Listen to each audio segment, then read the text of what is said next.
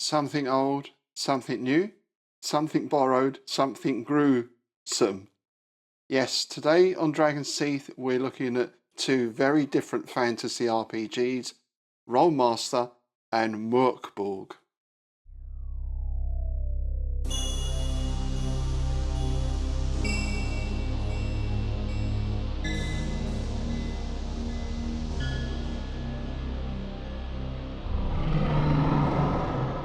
Hi, I'm Rob Hoyt and thanks for joining me today on Dragon's Teeth. And yes, we're talking about fantasy RPGs. Now, I have to say, when I think back, the only fantasy RPG that I've really played to any great extent is Dungeons and Dragons. That started around 78, 79, so quite early on. And of course, at that time, D&D was the first really. There wasn't a lot else about.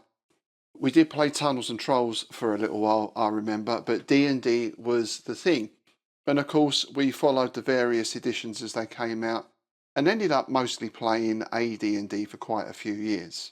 Aside from that, in RPG terms, I've played Call of Cthulhu, Traveller, Star Trek, there was a Judge Dredd RPG, Paranoia, and I think prior to getting back into gaming, the last RPG I played for a considerable amount of time was Vampire the Masquerade. So yeah, when it comes to the fantasy settings, although that's probably the first thing people think about when it comes to RPGs, D&D has been my only real experience up until now, because at Bedford Gladiators I've had the chance to play two RPGs, one very old and one very new, both very different. So that's what we're looking at today, Rolemaster and Mork Borg. I'm going to keep this fairly brief today. This isn't going to be an in-depth analysis of each system. It's more what I've got from playing each as a player, my thoughts on how I've enjoyed it, would I like to do more of it, and so on. Of course, I'll be touching on the rule systems a little bit, but as we'll see, especially when it comes to Rolemaster, that's quite a big ask. And we could probably spend an hour just going through the first book.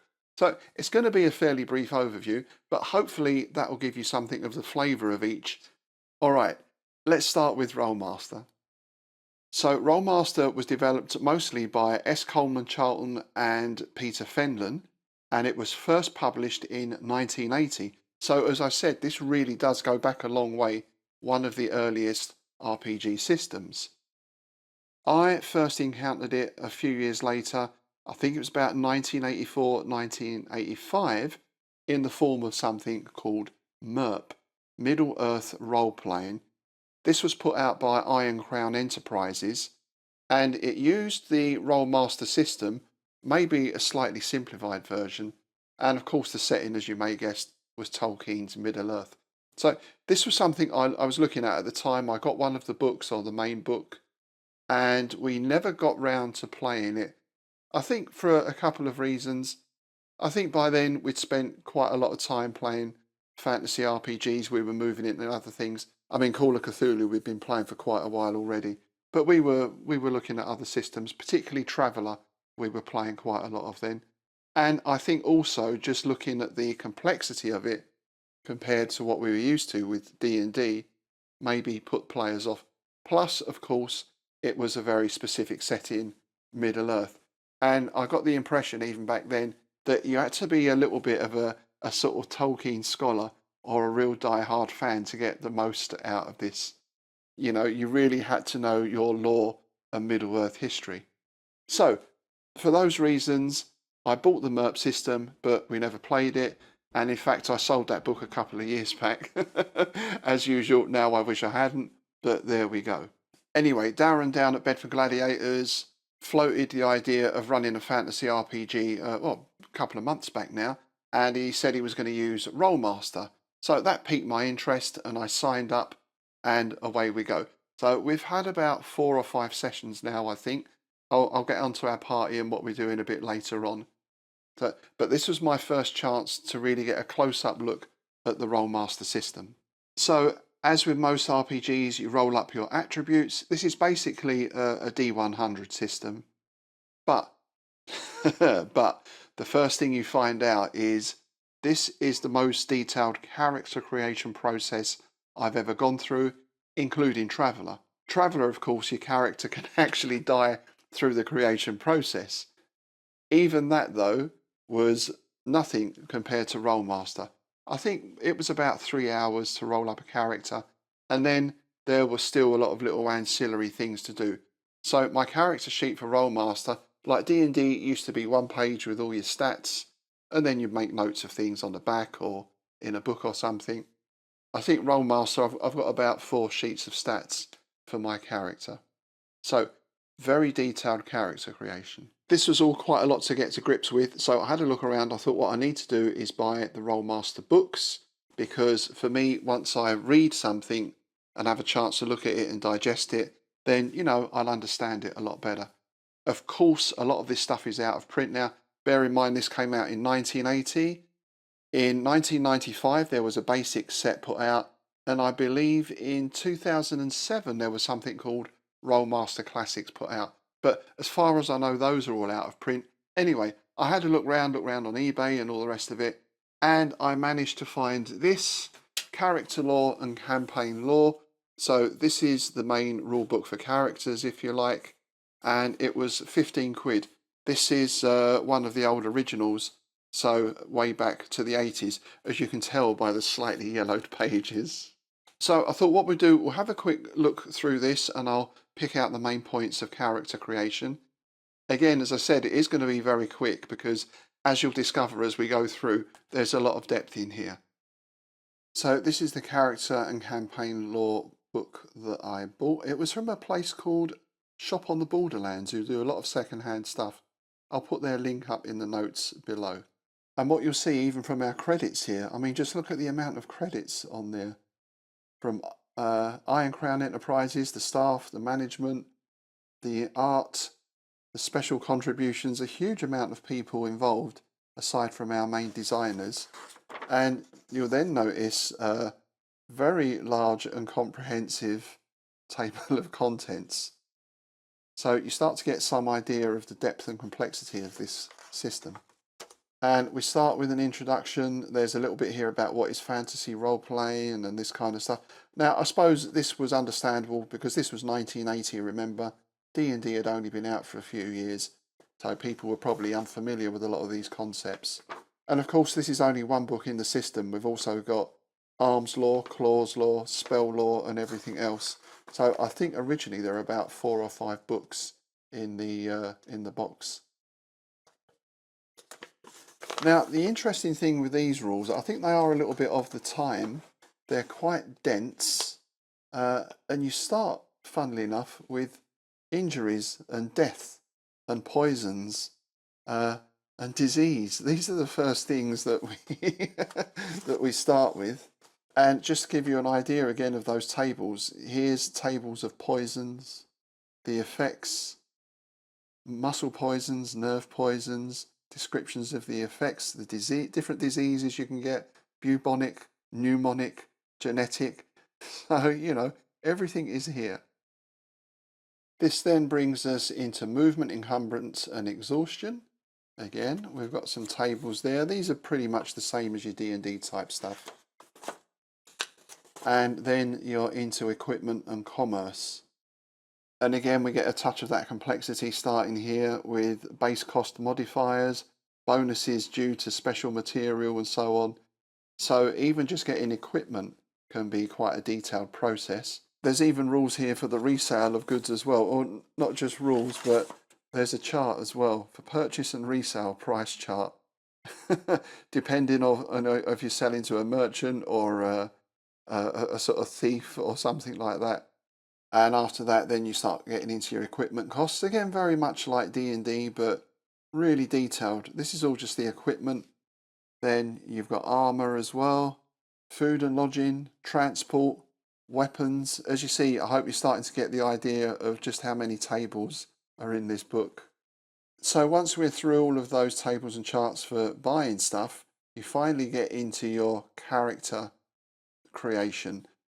This is page 32. So we're on page 32, and this is the first glance we get at how you actually create a character.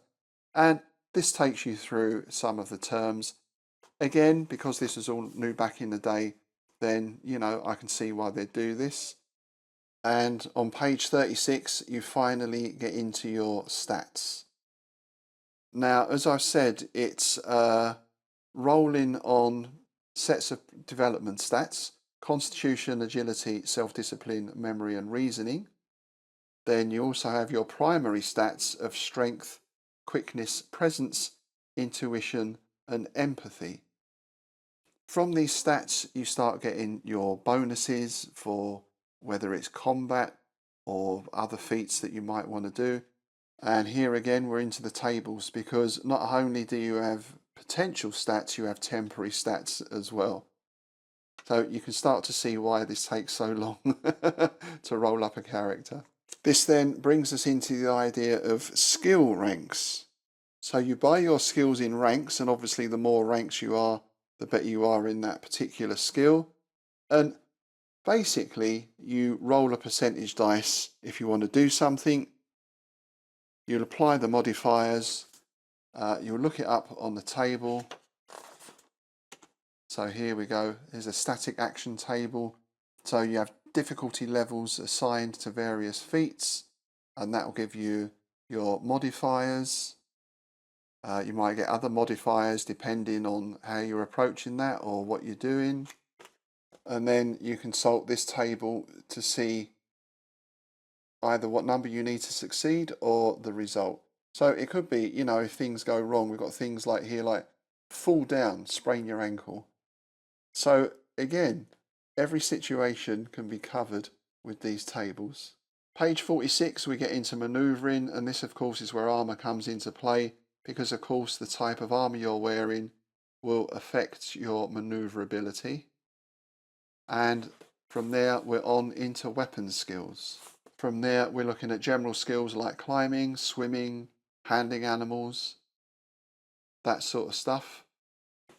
Magic skills, specialist skills, so things like linguistics, and something they call adrenal moves. This is where you can use concentration and self-discipline to boost your chances of doing something. So a bit of a kind of sort of martial arts skill in a way. That can include things like balance and leaping, some strength feats. Now, there are sort of character classes in this, but as I said, it's not really like your D&D where you're very restricted. Broadly speaking, you've got fighter, thief, rogue, monk, alchemist, illusionist, magician. But within that, there's quite a broad range of things. So it's not a requirement, for example, like in D&D, if you're a magic user, you don't have to carry just a dagger. You can wear armor, this sort of thing. And this is a levels-based game, so of course you need to know how your character progresses, which is really through experience points, the usual sort of setup, though this has its own twist on that as well. One difference with this is that you choose the skills you want to go up in at your next level in advance.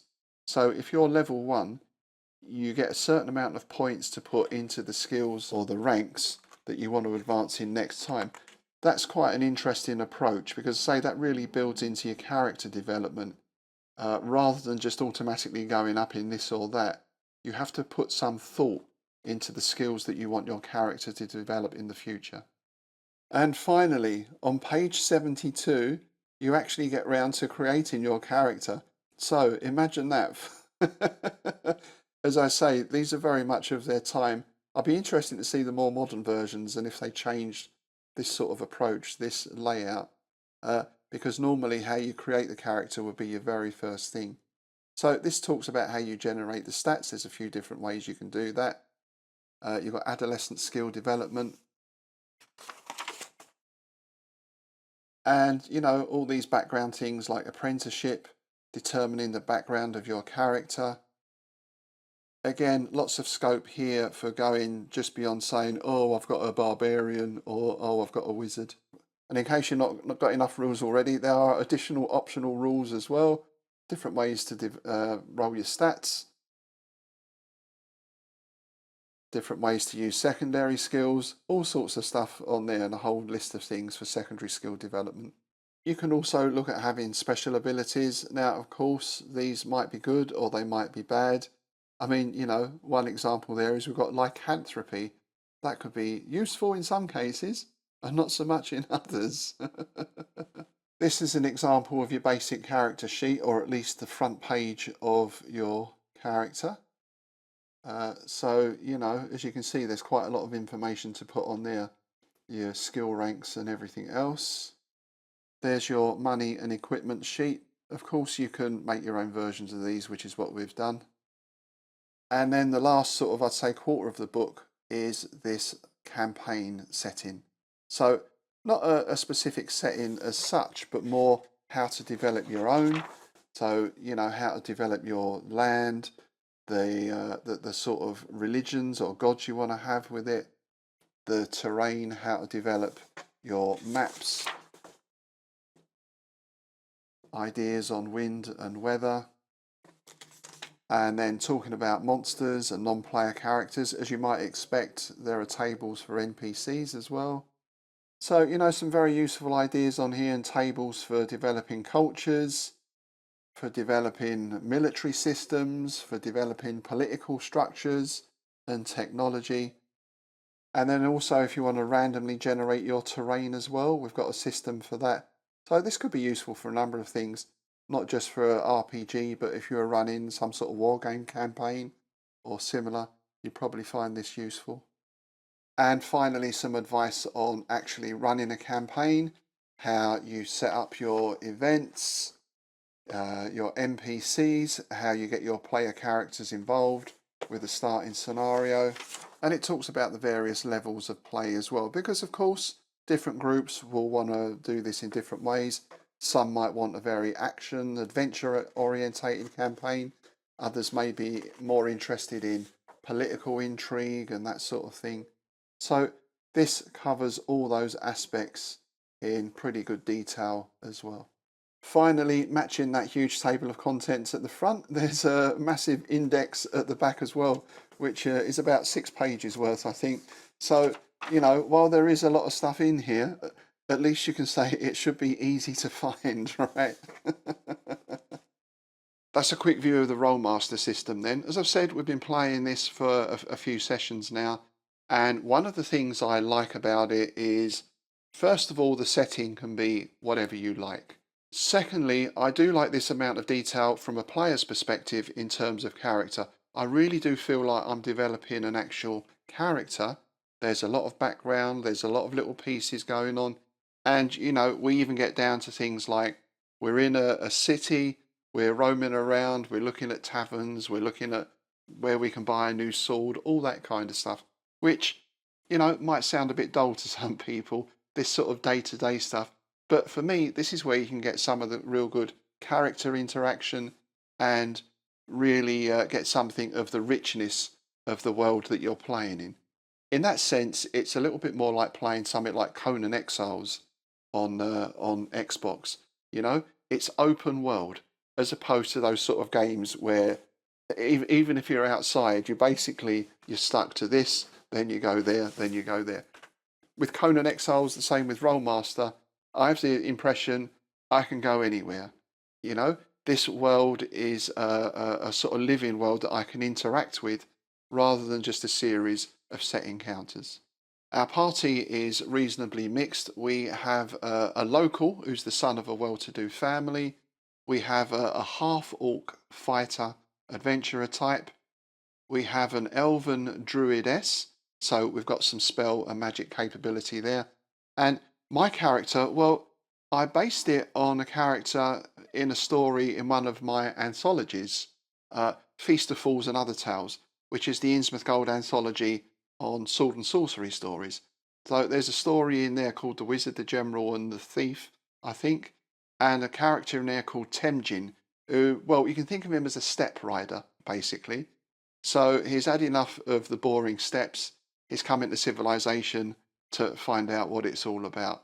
So it was nice that I had that character to base my character on. So as a player, I'm certainly enjoying Rolemaster very much, and Darren is doing an excellent job of running it and trying to explain it to us. So those are the good points for me. As I said, it seems you're very adaptable in terms of what your character could be. You're not just a wizard or a fighter or a thief kind of thing. Um, you've got a lot of freedom in the setting. You've got a lot of freedom to develop your character. And I think the campaign lore book, that's a very good solid guide background to setting up an RPG campaign. Lots of useful information in there. Combat feels quite real in that it's dangerous, right? And what I like with the combat as well, it's not just a case of armor class and dice. You can try things out. You get these hits that are very specific. So, if I aim for the leg and I get the crit, then I'll do some damage to the knee, that kind of stuff.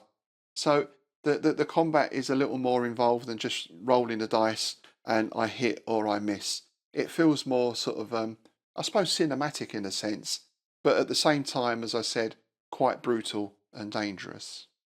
Now, on the downside, there is this issue of complexity, which I have struggled with, mostly in terms of the character levels and how you advance this sort of stuff. But this is down to me because I have a bit of an issue with numbers at times. I find them a little bit difficult, particularly when I get things like, I go online, I have to log into my bank, and, number one in the password is 4, and number 2 is 6, and number 3 is 11, and number 4 is A, this kind of stuff. Sometimes I even have to write the password down in order to put it in. So that when it comes to this and even little things I read out in the book here, at skill level 3, if you apply the modifier of 6, but you've got the ratio of 2 to 1, then you add 3, but only if you've got 5 or above in the required attribute, which also gives you the bonus of 6 on your dice roll, then I'm totally lost. However, I'm working through it slowly, and Darren's been very good at explaining it, so I'll get there in the end. That doesn't really detract from the system itself. As I said, that's my personal issue. But that aside, from a playing perspective, I'm really enjoying it. Okay, let's move on to our second RPG. A very different approach. Let's take a look at Mork Borg.